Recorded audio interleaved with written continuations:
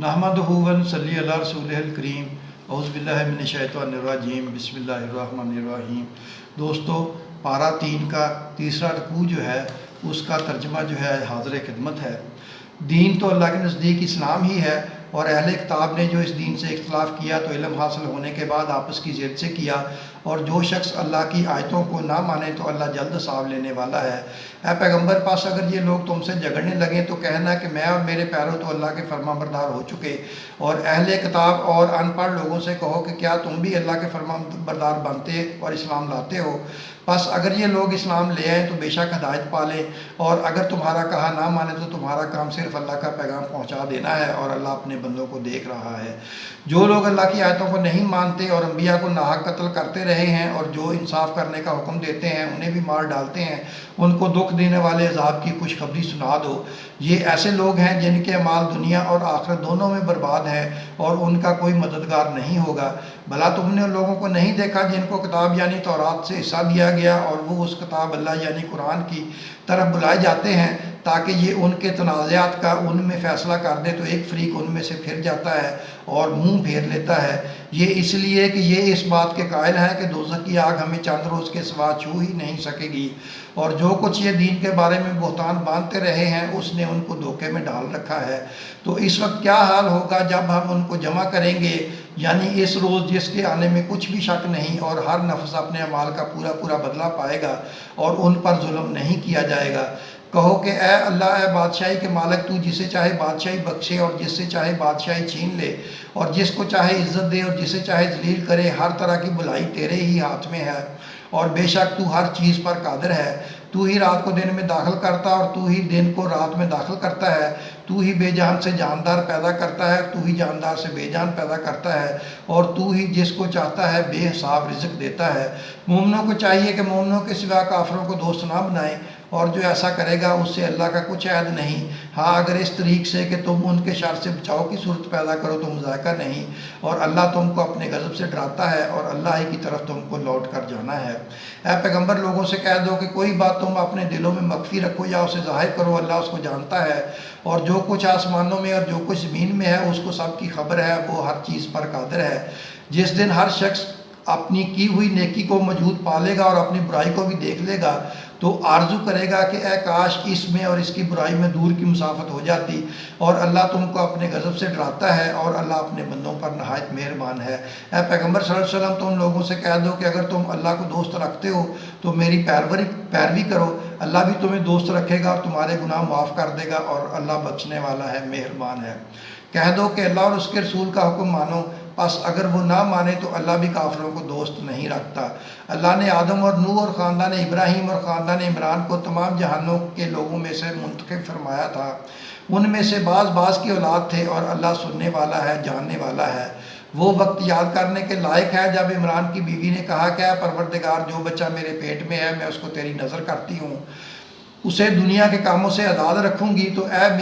اسے میری طرف سے قبول فرما، تو سننے والا ہے، جاننے والا ہے۔ پھر جب ان کے ہاں بچہ پیدا ہوا تو کہنے لگی کہ پروردگار، میرے تو لڑکی ہوئی ہے، جبکہ اللہ خوب جانتا تھا جو ان کے ہاں ولادت ہوئی تھی، اور نہ ہوتا لڑکا مانت اس لڑکی کے، اور کہنے لگے میں نے اس کا نام مریم رکھا ہے، اور میں اس کو اور اس کی اولاد کو شیطان مردود سے تیری پناہ میں دیتی ہوں۔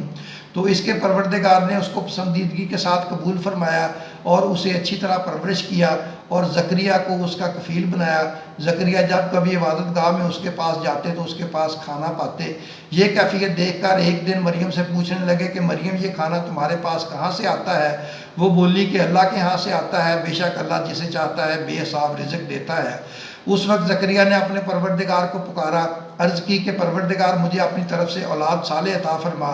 تو بے شک دعا سننے والا ہے۔ چنانچہ ابھی عبادت گاہ میں کھڑے نماز ہی پڑھ رہے تھے کہ فرشتوں نے آواز دی کہ زکریا، اللہ تمہیں یحییٰ کی بشارت دیتا ہے، جو کلمۃ اللہ یعنی عیسیٰ کی تصدیق کریں گے، اور سردار ہوں گے، اور عورتوں سے رغبت نہ رکھنے والے، اور ایک پیغمبر یعنی نیکوکاروں میں ہوں گے۔ زکریا نے کہا، ہے پروردگار، میرے ہاں لڑکا کیوں کر پیدا ہوگا کہ میں تو بڈھا ہو گیا ہوں اور میری بیوی بانجھ ہے؟ فرمایا، اسی طرح اللہ جو چاہتا ہے کرتا ہے۔ زکریا نے کہا کہ پروردگار، میرے لیے کوئی نشانی مقرر فرما دے۔ فرمایا نشانی یہ ہے کہ تم لوگوں سے 3 دن اشارے کے سوا بات نہ کر سکو گے، تو ان دنوں میں اپنے پروردگار کی کثرت سے یاد اور صبح شام اس کی تسبیح کرنا۔ اور جب فرشتوں نے مریم سے کہا کہ مریم، اللہ نے تم کو برگزیدہ کیا ہے اور تمہیں پاک بنایا ہے اور دنیا جہان کی عورتوں میں سے تم کو منتخب کیا ہے، اے مریم اپنے پروردگار کی فرما برداری کرنا اور سجدہ کرنا اور رکوع کرنے والوں کے ساتھ رکوع کرنا۔ اے نبی، یہ باتیں اخبار کی غیب میں سے ہیں جو ہم تمہارے پاس بھیجتے ہیں۔ اور جب وہ لوگ اپنے قلم بطور قرہ ڈال رہے تھے کہ مریم کا کفیل کون بنے، تو تم ان کے پاس نہیں تھے، اور نہ اس وقت ہی ان کے پاس تھے جب وہ آپس میں جھگڑ رہے تھے۔ وہ وقت بھی یاد کرنے کے لائق ہے جب فرشتوں نے مریم سے کہا کہ مریم، اللہ تم کو اپنی طرف سے ایک کلمہ کی بشارت دیتا ہے جس کا نام مسیح اور مشہور عیسیٰ ابن مریم ہوگا، اور جو دنیا اور آخرت میں آبرومند اور مقربین میں سے ہوگا، اور ماں کی گود میں اور بڑی عمر کا ہو کر دونوں حالتوں میں لوگوں سے یکساں گفتگو کرے گا اور نیکوکاروں میں ہوگا۔ مریم نے کہا کہ پروردگار، میرے ہاں بچہ کیوں کر ہوگا کہ کسی انسان نے مجھے ہاتھ تک تو لگایا نہیں۔ فرمایا کہ اللہ اسی طرح جو چاہتا ہے پیدا کرتا ہے، جب وہ کوئی کام کرنا چاہتا ہے تو ارشاد فرماتا ہے کہ ہو جا، تو وہ ہو جاتا ہے، اور وہ اسے کتاب و حکمت اور تورات اور انجیل کا علم عطا کرے گا۔ اور عیسیٰ بنی اسرائیل کی طرف پیغمبر ہو کر جائیں گے اور کہیں گے کہ میں تمہارے پاس پروردگار کی طرف سے نشانی لے کر آیا ہوں، وہ یہ کہ تمہارے سامنے مٹی سے پرندے کی صورت بناتا ہوں، پھر اس میں پھونک مارتا ہوں تو وہ اللہ کے حکم سے سچ مچ پرندہ ہو جاتا ہے، اور پیدائشی اندھے اور ابرص کو تندرست کر دیتا ہوں، اور اللہ کے حکم سے مردوں کو زندہ کر دیتا ہوں، اور جو کچھ تم کھا کر آتے ہو اور جو اپنے گھروں میں جمع کر رکھتے ہو سب تم کو بتا دیتا ہوں۔ اگر تم صاحب ایمان ہو تو ان باتوں میں تمہارے لیے نشانی ہے، اور مجھ سے پہلے جو تورات نازل ہوئی تھی اس کی تصدیق بھی کرتا ہوں، اور میں اس لیے بھی آیا ہوں کہ بعض چیزیں جو تم پر حرام تھیں ان کو تمہارے لیے حلال کر دوں، اور میں تو تمہارے پروردگار کی طرف سے نشانی لے کر آیا ہوں، تو اللہ سے ڈرو اور میرا کہا مانو۔ کچھ شک نہیں کہ اللہ ہی میرا اور تمہارا پروردگار ہے، تو اسی کی عبادت کرو، یہی سیدھا راستہ ہے۔ پھر جب عیسیٰ نے ان کی طرف سے انکار اور نافرمانی ہی دیکھی تو کہنے لگے کہ کوئی ہے جو اللہ کا طرفدار اور میرا مددگار ہو۔ حواری بولے کہ ہم اللہ کے طرفدار اور آپ کے مددگار ہیں، ہم اللہ پر ایمان لائے اور آپ گواہ رہیں کہ ہم فرما بردار ہیں۔ اے پروردگار، جو کتاب تو نے نازل فرمائی ہے ہم اس پر ایمان لے آئے اور تیرے پیغمبر کے متبع ہو چکے، تو ہم کو ماننے والوں میں لکھ رکھ۔ اور وہ یعنی یہود قتل عیسیٰ کے بارے میں ایک چال چلے، اور اللہ نے بھی عیسیٰ کو بچانے کے لیے تدبیر کی، اور اللہ بہترین تدبیر کرنے والا ہے۔ دوستو، اب تیسرے پارہ ربع سوم کا خلاصہ پیش خدمت ہے۔ اللہ تعالیٰ جسے چاہے عزت دے اور جسے چاہے ذلت دے۔ محمد صلی اللہ علیہ وسلم کی پیروی کرنے والوں کو اللہ تعالیٰ دوست رکھیں گے۔ اللہ تعالیٰ جسے چاہتا ہے بے حساب رزق دیتا ہے۔ اللہ تعالیٰ جب کوئی کام کرنا چاہتا ہے تو فرماتا ہے ہو جا، تو وہ ہو جاتا ہے۔ دوستو، اپنا بھی خیال رکھیں، اپنے چینل کا بھی۔ اللہ ہم سب کا حامی و ناصر ہو، آمین۔